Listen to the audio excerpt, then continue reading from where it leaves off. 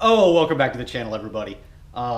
Yeah, so the last video kind of mentioned that I was thinking about, just kind of decopping the Crown Vic. Oh boy, did I open a can of worms there.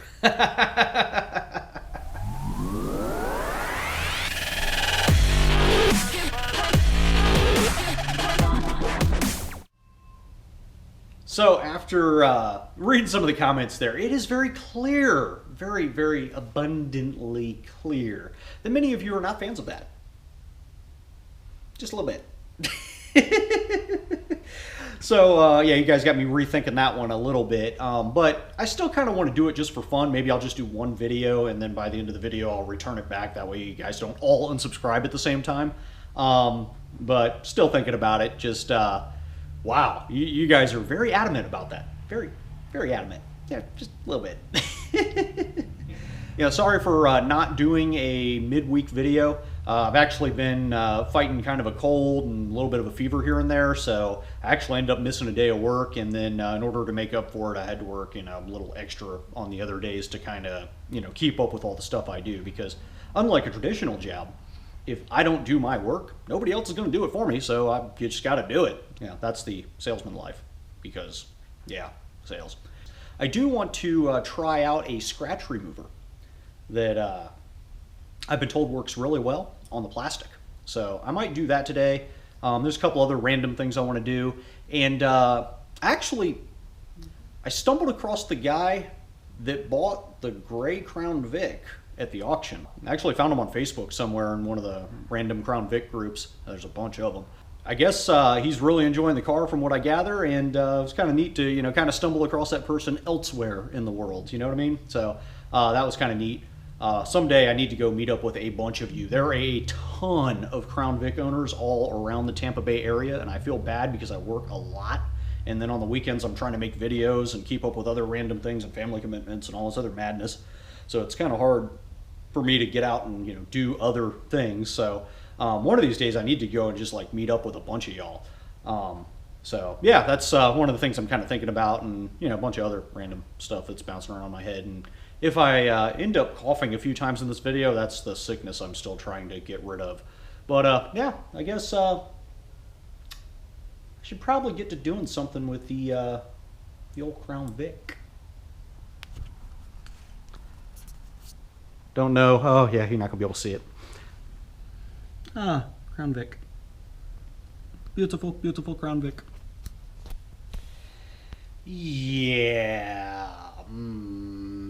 For the second time in recent history, I have shamed myself as a Crown Vic owner and let the battery die.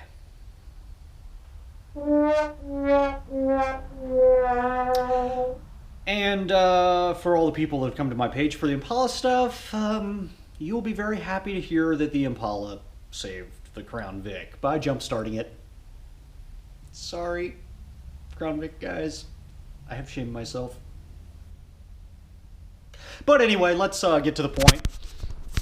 The Crown Vic is alive and well at this point in time. And one of the things I'd like to do, I don't know how well you can see in the video here, but this has got a lot of surface scratches on it. I don't know if any of that stuff is actually coming through, but there's a lot of just kind of rough surface area on this. Hey, look, the GoPro right there. See? It's a Hero 4. But you can kind of see that there's some, some surface scratches. There's a lot of them too. I don't know if you're going to be able to see them real well, but there's some over here too. And what I'd like to do is actually try a scratch remover. This is a tip that I got from another guy that was telling me that the scratch remover actually works really well at removing the little surface scratches on the plastic. And just for fun, last week, as you guys know, I have my old rear end here on this part back here, and as you can see, it's actually got a pretty good shine to it now.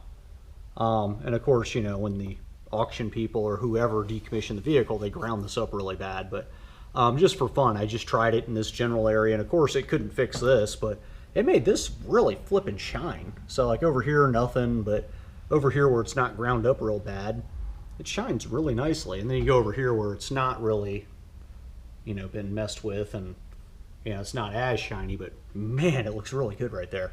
So I'm gonna give it a try. I tried it on this first just to see what it would do, and it looks really good. So yeah, I mean, that's really ugly, but right here looks pretty nice.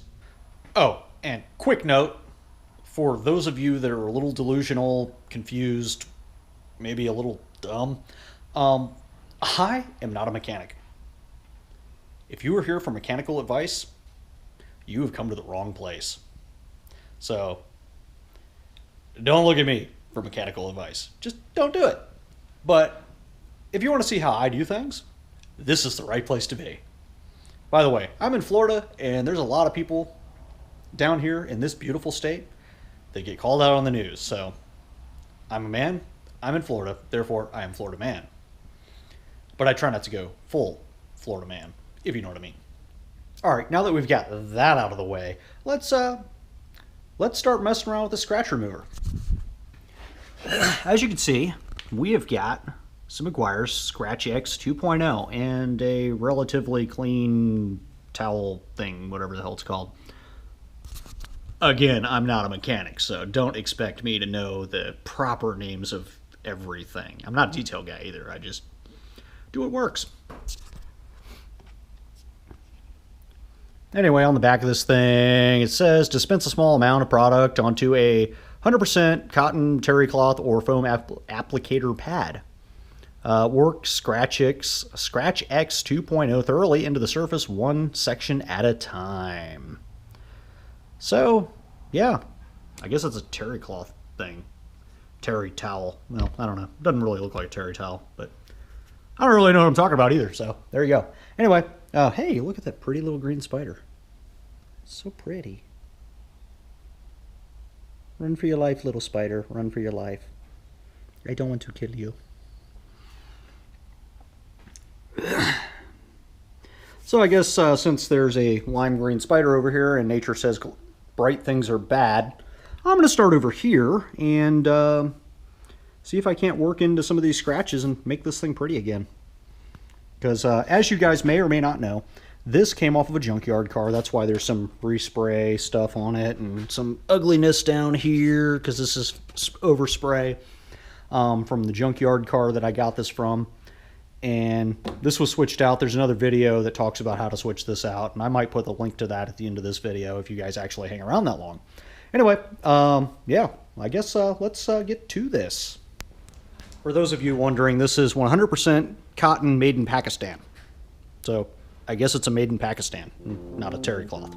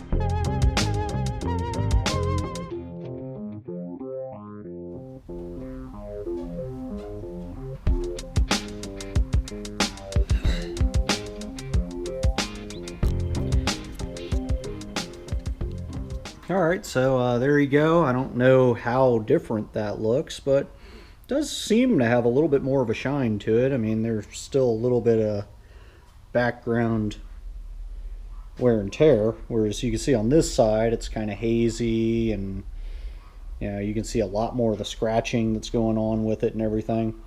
So yeah, I think I mean, it looks like it's doing what it's supposed to do.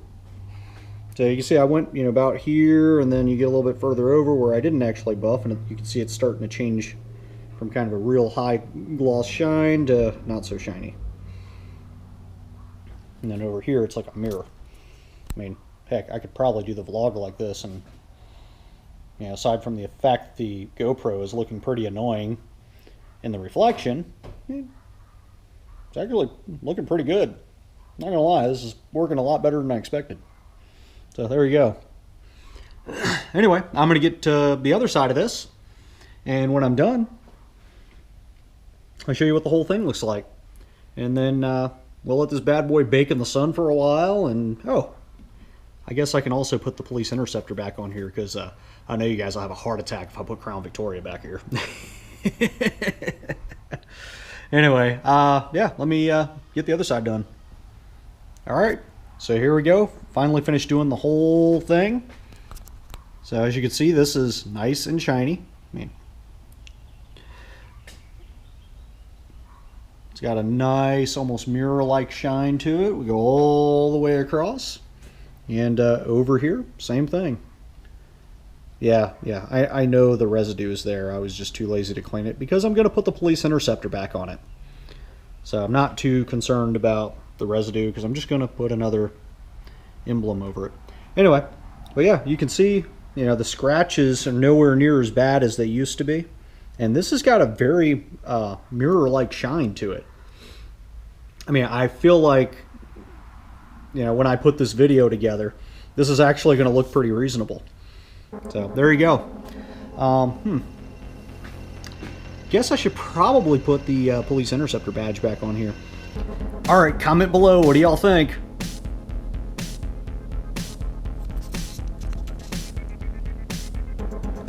I'm just trolling you guys. It's not actually attached. It's just there.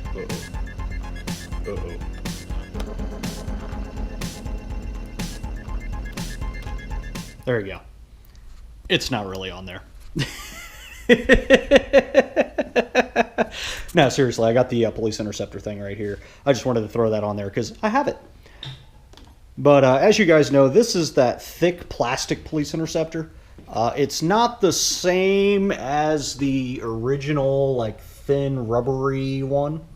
So, I mean, it's about the same size, pretty similar, but it's probably a better quality, would be my, I guess, best way to put that.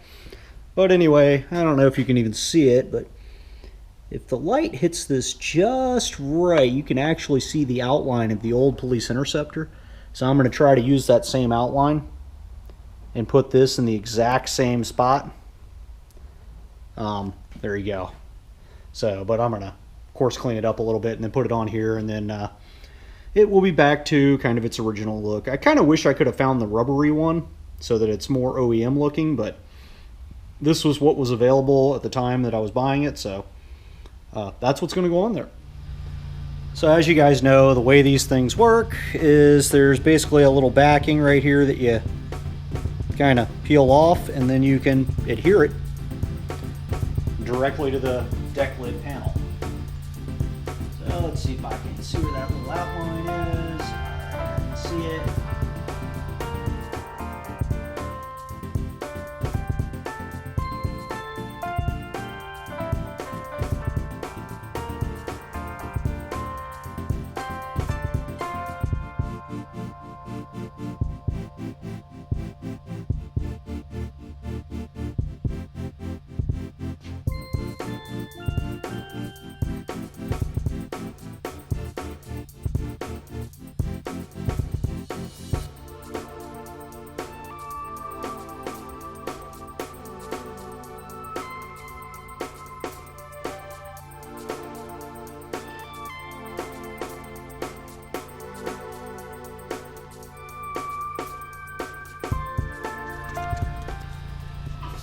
Alright, there we go, guys.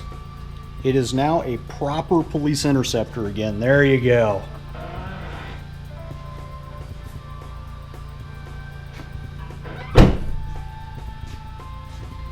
So, for those of you that have been slightly annoyed that I don't have a police interceptor badge, it is there now. Leaves.